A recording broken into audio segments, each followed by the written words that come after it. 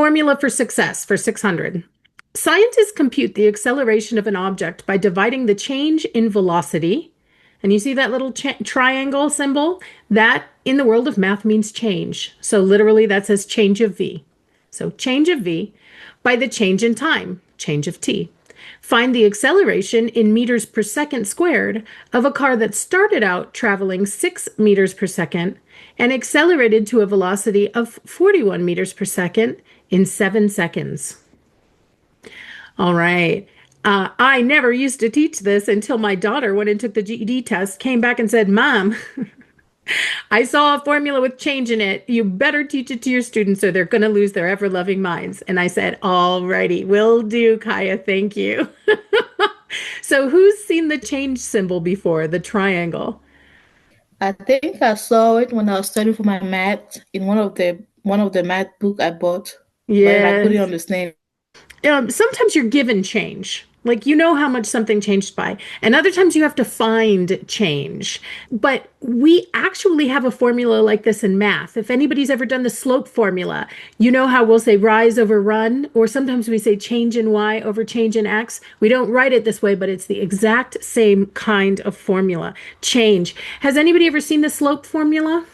You know how it says m equals y2, and it's that big long fraction. Do you remember it's y2 and y1? And do you remember what y2 and y1 are doing in that formula?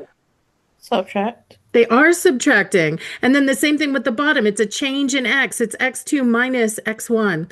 Anytime you want to talk about how much something is changing, you can subtract its two values. So change, if we don't have it, can be found through subtraction. It's synonymous with difference.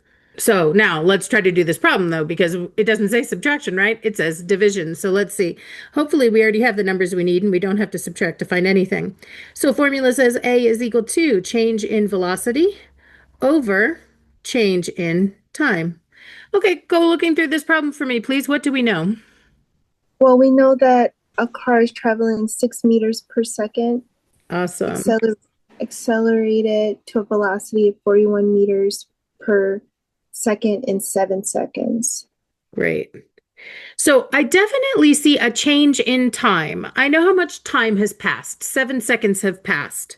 So I have the bottom here. But what I don't have is a change in velocity. I have a starting velocity and I have an ending velocity. And they want a change in velocity. And so that's what I'm talking about. If you have the two numbers, you don't have the difference itself, then we're going to have to subtract to find them. So this is when I would bust out my calculator to do 41 minus 6. What is that, 35? And so now the change in velocity is 35, and I can divide that by 7, and I get 5 meters per second squared. How did you start with the 7 at the bottom? Because I know it was hard for me to even solve it because I see 2 seconds. So I didn't know which one was going to be 6 meters per second. What I noticed when I wrote down what I knew was that I had two velocities. So that's a velocity of 6 meters per second, a starting velocity. And that was an ending velocity of 41 meters per second.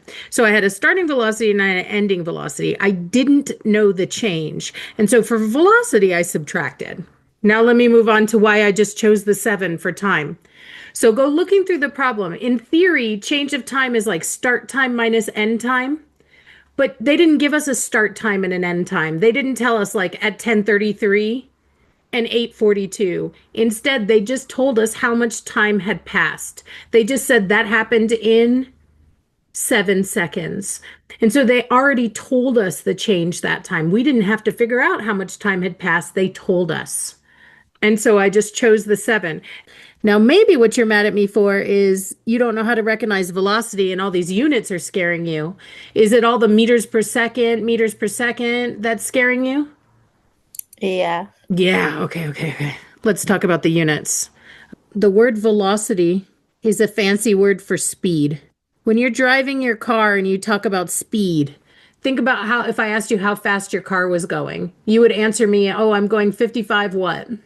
Miles per hour. Miles per hour. Anytime you're talking about a velocity, a speed, you're going to see a measure of distance, like miles, or like meters, over a distance of time, like hours or like seconds. So whether I'm talking miles per hour, kilometers per hour, meters per second, feet per minute, those are all measures of velocity, of speed. And then the meters per second squared, that's a funky one because that's a measure of how much your speed is changing.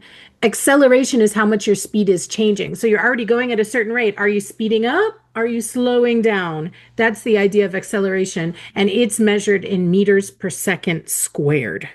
This is an increase or decrease in speed, aka velocity, and it is generally measured in meters per second squared. It's like the time's affecting us twice. What scared me is the triangle beside the letter. Yeah, the triangle is scary because it's a new Yeah. symbol. Anytime you see a new symbol, my very first day at university and college, I saw a new symbol written on the board. It was an exclamation point in a math problem.